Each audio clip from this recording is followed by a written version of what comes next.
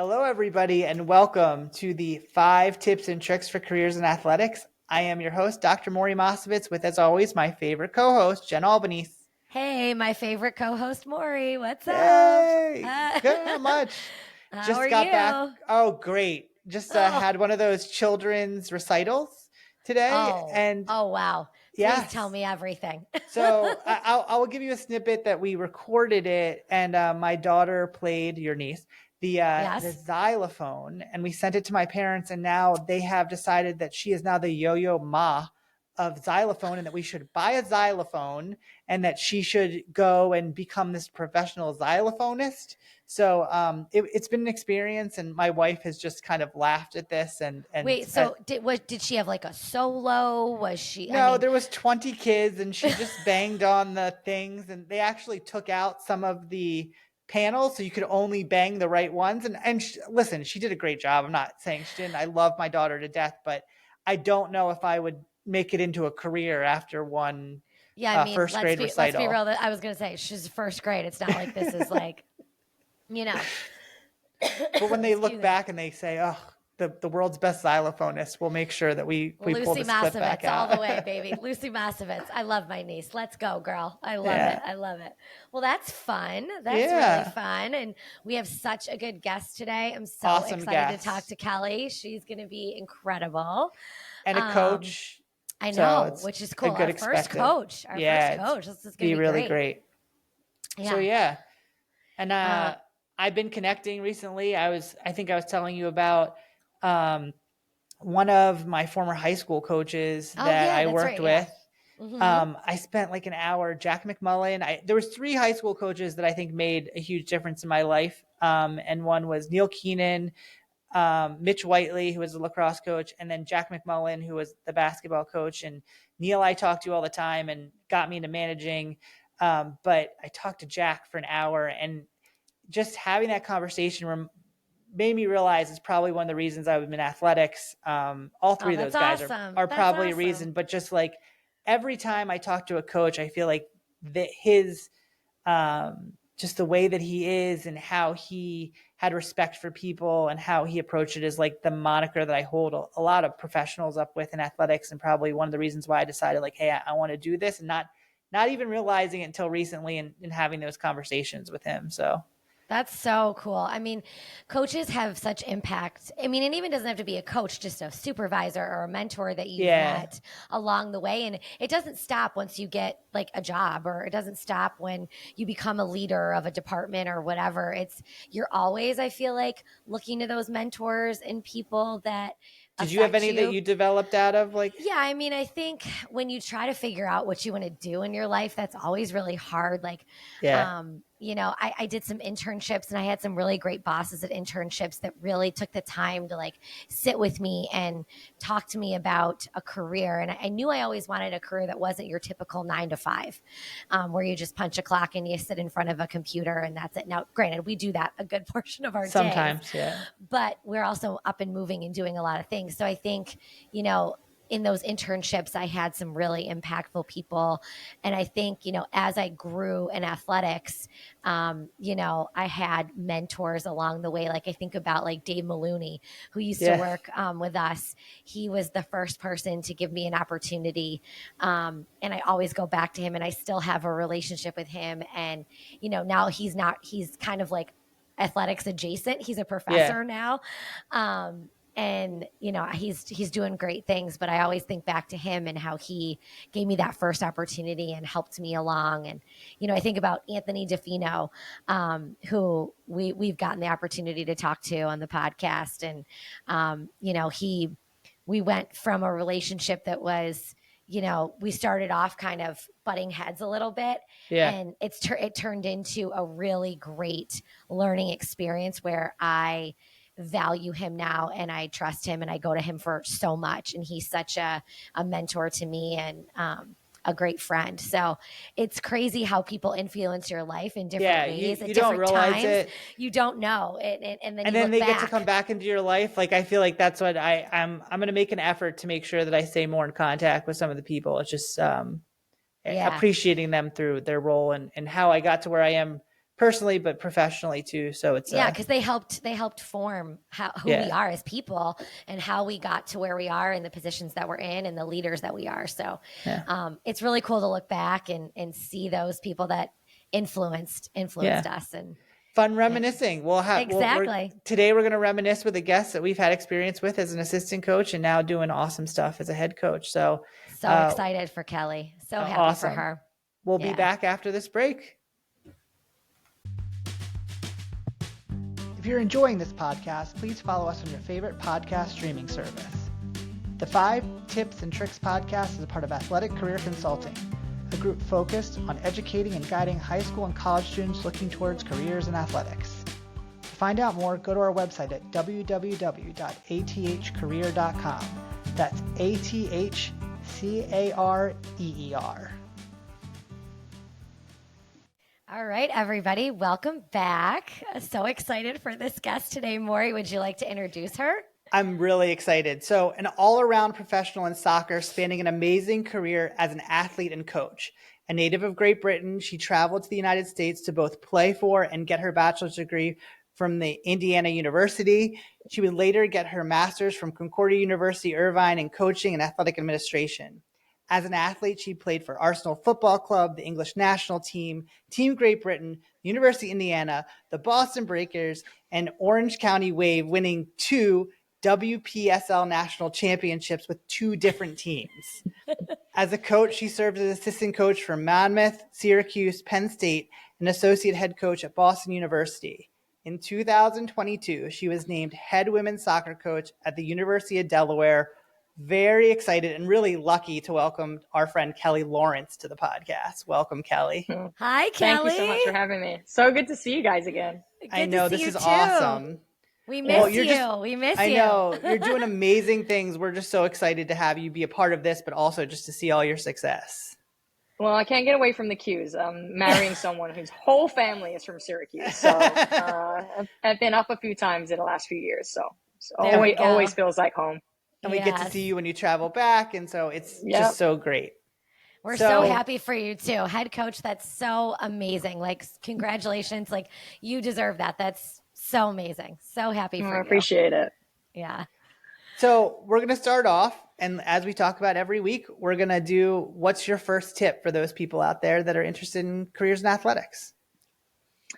Yeah, so I think this is the first tip is really invest in people that you work with. And it sounds really, really simple, but I think it's a tip that can span from the first time you start in athletics till, I'm finding it now 13, 14 years into college athletics. And what I mean by investing in others is really to help you. It's a little bit on the selfish end that I think sometimes that you find, I'm not growing, or something's frustrating, or you're struggling in a skill. It's about investing in other people so that you can help them help you. So if you're finding a lot of times that the communication strategy within the team, maybe that you're working in, the staff and things like that, isn't quite going, of actually getting to know those people, investing in those people and helping them to help you. I'm finding it a lot as a head coach that I'm working with a brand new staff, and there are lots of tripwires all over. A lot of things are going well, but there's tripwires all over. And I view it as I'm going to invest in them to help them become the best version of themselves, which will then in turn help me, versus looking at it as I'm the head coach and they need to be helping me. So that would be my first tip. I mean, the one thing that I always think about is I feel like people jump into their careers and they think that they're kind of alone in everything, that like it's on their shoulders. Yeah. And like, from you being a person that grew up in a team sport their entire life, and then you go into this world of, okay, how am I going to navigate it? It really is. And I think throughout it's very few jobs, I feel like, in the athletics world that it's just solely one person, that it's mostly like you have to be a part of that team. And either if you're the head person developing that team, or if you're a part of it, like creating that same mentality that you're having with your players as a group of the people that are working. It's so funny as you say that. I think it mirrors, you're working for teams. You're also on a team with your staff and like with the people around you within the athletic department. So if you don't build each other up and help support each other, no one can be successful. So it's it's so cool to hear that perspective of like, you know, as a head coach, like thinking like, oh, everyone's got to help me, but like you're helping them too. But in turn, that's also helping you. So that's a really cool way to put it, I think. I guess I think, yeah, go ahead. You go ahead. Well, I think the other part of it is a lot of people are throwing the word accountability around, and I still do. But I think like the way that we talk about it with our team is, you know, yes, we can say, I want to hold someone accountable. How about investing in them to then be able to then, you know, have that next level of accountability and help them so that, you know, when you're on team, and then that in turn will help you. So. Yeah, like everybody's a part of it. What I was going to ask is, from that perspective of now being like a head coach and having that ability to pick the people that are around you and decide who's a part of that team, how did that change for you? Like, how did that look different? And with this mentality of like knowing how important that cultivation is. Yeah, I mean, just in the way that I am and who I am, and we've done a ton of assessments as a staff, leadership assessments and things like that. So I've got to know myself a lot as well. It came from even actually a drive with one of my assistants where I said, hey, we're going to audit the season. You know, I'm going to have a lot of lists of things. Like, it's okay. Like we had a good season, but like we need to figure out what we need to get better at. And my assistant took a big deep breath. She said, oh my God, you're going to have lists. And I was like, don't worry. I am invested in you being successful. Like, I'm invested. And then she took a breath out. But, she's like, okay. Yeah. And I think it was a little bit of me understanding, like, I'm a first time head coach. Like, I need these people, and they need me, and the best way for me to figure out how to help them is to invest in them and get to know them and understand them better. And I've certainly put my hand up a lot of times and said, like, I don't know the answer, and sometimes I don't even know how they can help me. And that's probably one of the most uncomfortable feelings at times. Yeah. But just choosing to invest in, and we have a very collaborative environment, and that's the way I enjoy it. So it's a little bit of who I am as well, but I felt the ease of my staff of like, we have to be invested in each other. We have to help each other grow. Yeah, for sure. That's awesome. And I mean, that goes across everything. I was going to say too, like that's not just in the coaching side. I think about it all the time when I'm dealing with, and sometimes like our staffs can be young, like they can be like people that are just finding themselves, and you have, and I think you probably get some of, of your coaches, you're going to have someone that's just kind of probably on the younger side too, is how do you help build that person up so they can be strong within your organization? But that's also developing them as a professional. Yeah. So it's awesome. Great tip. Love it. All right. Tip number two. Tip number two. Yeah. Second tip kind of goes into this. So the better you know yourself, the better you will be at your job. We as a staff do a lot of leadership assessments. I'm really fortunate to have someone on my staff that has a background in leadership and in sports psychology. So we actually started this spring monthly leadership meetings, an hour and a half to 2 hours as a staff, to get to know ourselves. It's all the different types of personality, the true colors, all the different types of assessments that you can do. And then being really vulnerable. And it's taken a year to build up a space where we can be. There's been a lot of laughter. There's a lot of tears at times of just sharing, different stories of things that have happened, and hey, did that shape you or did it not? And is it just something that, you're just going to say, hey, I'm not going to be that way. So I think that's something that I think is just really important. And probably before I got this job, I thought I pretty much knew, and then I became more of a leader and I realized a lot more about myself. And sometimes the awareness is like, can we switch it off sometimes, because it can be hard. Right. You're trying to work off your instincts and trying to make decisions, and that you're really aware of the things that both that you're strong at and also the things that you need to continue to grow in. But it's helped me, because it's a lot about what I've learned about leadership. It's a lot of managing self, because you are influencing. Everything is trickling down. You're an empty brain in every room, with every interaction that you have with somebody is about you and what you're bringing. So that's critical, I think, to and being a leader. When you're in athletics, you are a leader, no matter where you sit. So because the better you know yourself, the better you can help influence and manage people and just, help your team.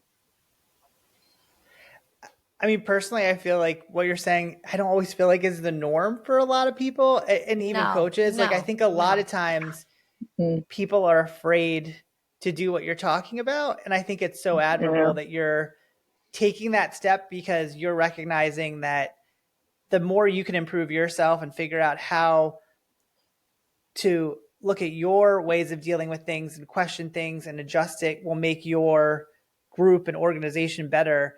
I think that's not something that everyone feels super comfortable with. And no, that's for sure. Yeah.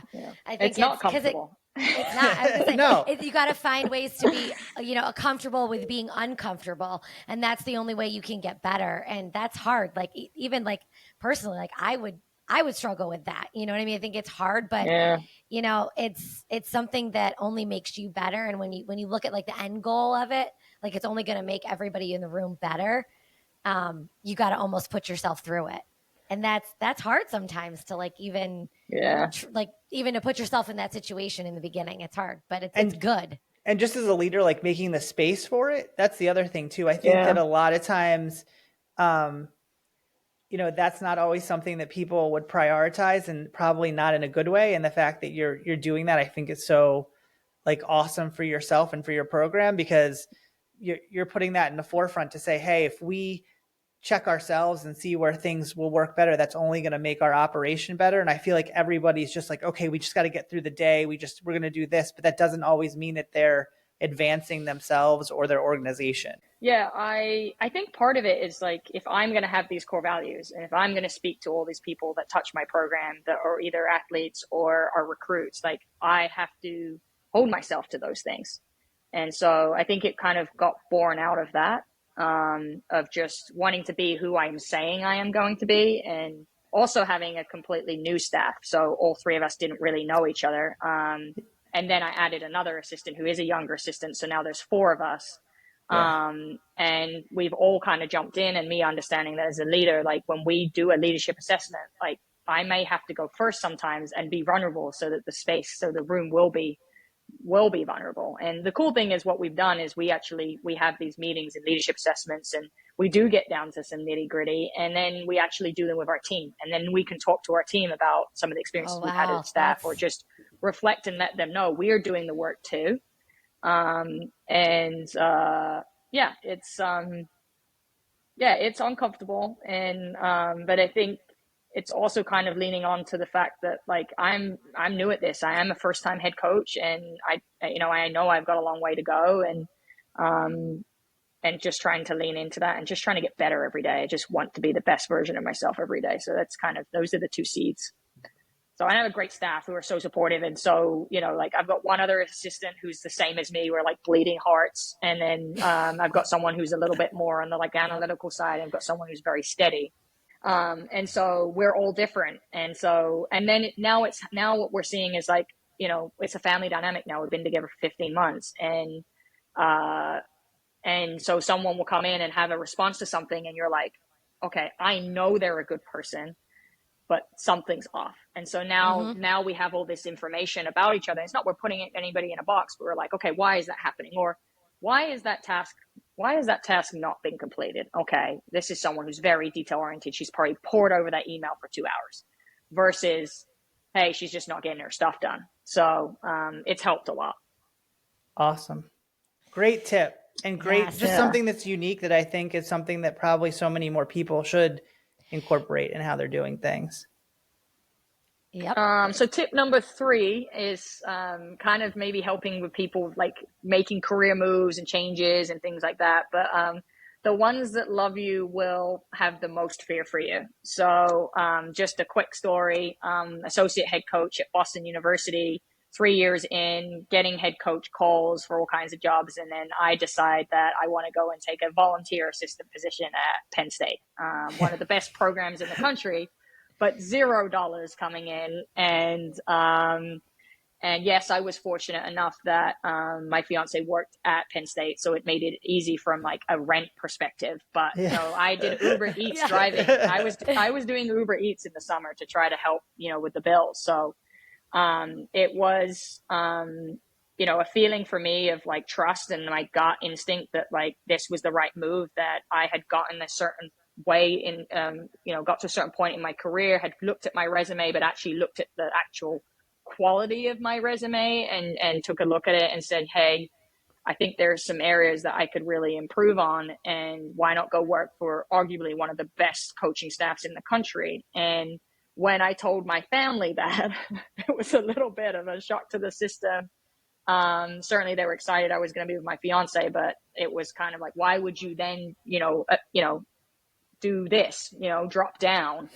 And even my brother told me like a year later when I got the head job at Delaware, like I was completely against it, and he's like so supportive, but like he was, and so had people in my circle, different people from all different industries, whether it's athletics or outside of it, who gave me their perspective, who similarly didn't just climb the ladder, because that's what you need to do. And someone I spoke to, who actually said, hey, basketball coaches move every 2 years. They're moving to just get different experiences and expand that network and things like that. And I just bet on myself. I'm not actually the most confident person, but I bet on myself that the previous, 11 years was not, going to be written off by this one move.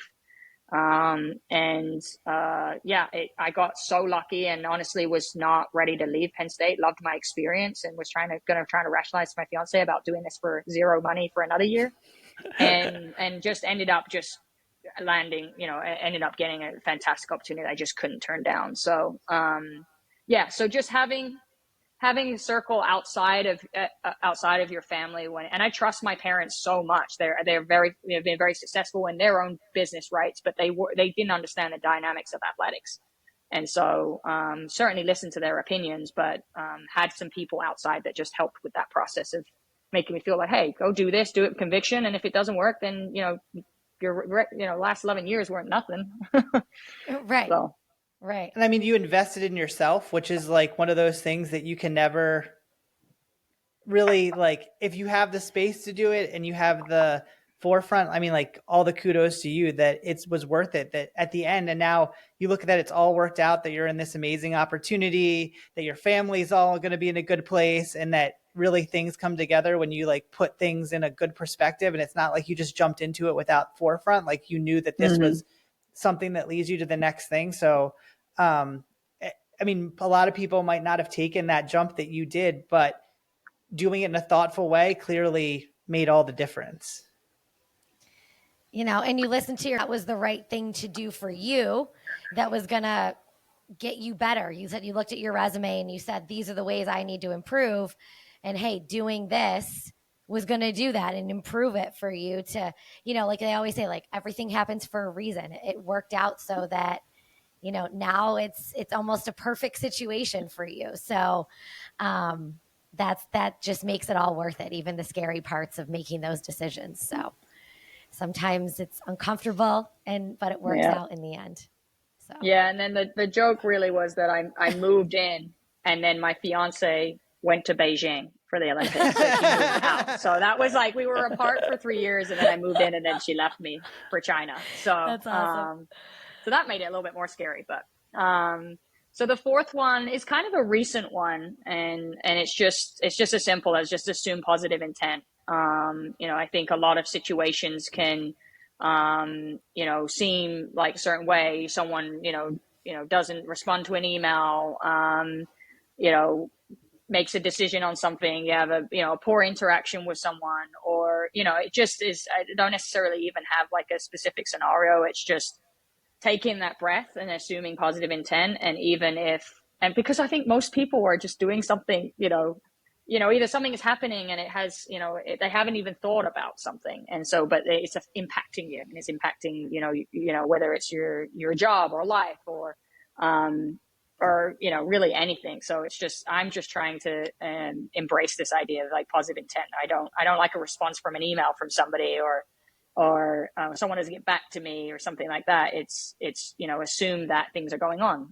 Like I think the scenario I gave you earlier, like someone's poring over an email versus responding to you. You could be so frustrated because you're not seeing me as important, and yet they are trying to put everything they possibly can into your response. So that's just kind of a little bit of a life lesson too. But I feel like that's something that I always have to remind myself of. Like even today, I got a call and I was like, where is this coming from? What is this person trying to do? And it's like, you have so many and different scenarios, coaches have different things coming at them, but I feel like in the world, I feel like I'm getting it from all sides. The one challenge I feel like is, okay, 22 different sports, and there's 22 different things coming in my ear. And then sometimes I feel like I need to do what you're saying and be like, okay, take a breath. What is the intent of what this person is trying to do, and not how am I taking it at that moment? Or how's like another situation that you just came out of that was bad or like upset you? How are you letting that affect the next situation you're dealing with? Because the person you're going to talk to doesn't know what just happened 10 minutes to you, 10 minutes ago. So you can't let the two things affect it. And that's hard. That's hard. That's a hard thing to try to separate. Literally, like the other day, I was walking from one meeting to the other, and I was like, all right, just take a breath. Like, take a breath, let that first meeting go and move on to the next one, and let that one go, because I can't let this one affect, what I have to do for the rest of my day. So that's so good. And sometimes it's hard, but you can't, if you don't have that mind frame, like you're talking about, that you have to consciously have that thought in your head, because it's the self-talk. You have to self-talk it. Or your inner voice is just going to assume probably more than what it is. Yeah. I think in my earlier in my career, I used the word curious. Like it actually was one of my core values at one point, of just being curious about, so why is that happening? And that was that's how I coached. Like when I would see it, I would expect versus accept. I would expect that this behavior was going to happen, but I wasn't necessarily going to accept it. And I kind of used the curiosity side of it, like of just trying to create a little bit more understanding. And then you are right. The pace of athletics forces everyone to be almost on edge. And I am one of those people that's like really patient until a point, and then I'm just like, I don't understand. Like I've given you like weeks to be ready, and then you're not ready, and like, okay, so why are you not ready? And and so it's still something that I'm working on, but it is like, and I think it again goes back to like what's helped me in the last few months is understanding my staff better as people has then allowed me to then, it's almost like the cogs are turning of like, okay, so why is that happening? Why is that going on? And maybe I'm saying it like everything is bad. No, I have a great staff and everything is great, but it's just like those little moments where things aren't quite going how they should, and they're running the way that they should run, or an interaction isn't quite right. Is trying to just do that little moment of like, okay, I'm going to assume positive intent in this moment. And then the worst happens is that you've realized that it's not, and then you're in the same place you were, and then you're just going to open dialogue at that point. So I wouldn't even look at it like it sounds like everything to me. It sounds like someone that's just engaging and like being curious of it, which I think is totally. It's the funny thing about you, and I always appreciate, is you look at it from a positive angle about self growth and group growth, comparatively to kind of tearing yourself down or tearing down the group. And I think that's a dynamic that changes the way things are. So I mean, so often, like, these are things I feel like I need to tell myself all the time when I'm sitting in my office and being like, okay, how do I need to frame this to look at it? And one of the reasons I just so appreciate who you are and the time that we spent, because I always felt that you took it from a view that was like positive and growth oriented. It was always a good conversation with you. Like, even if you were questioning something, like you never talked down to us. You never made us feel like you should be doing this for us or whatever. Like it was always such a good conversation where we both understood each other at the end, regardless of what the decision was made. I always appreciated that too. Like I loved working with you. I miss you. Appreciate that. I mean, it just, it's just trying to just have understanding of, why something is happening. And often it's like the person doesn't have the lens that you have, your lens is your lens. And it's like, how do I give them all of the information so we can then try to figure out like how we get a situation from, you know, from a no to a maybe to a yes, or maybe it isn't in this moment. But yeah, I'm working on that. And you're funny because I am literally the worst. Like I'm the worst critic, and so I'm trying really hard to. Well, everybody's their own worst. Everyone's their own worst critic, but you gotta. I'm trying really hard. It's been hard. I will be honest, and that was kind of my fifth point was going to be about like how hard athletics is, but that you're just learning so much about yourself, and that's also hard. You know, you're trying to lead others while you're not really feeling like it's at times that you are the best person to be leading, you know. So it's I do try to lead with the growth mindset, but sometimes it makes it harder, I think.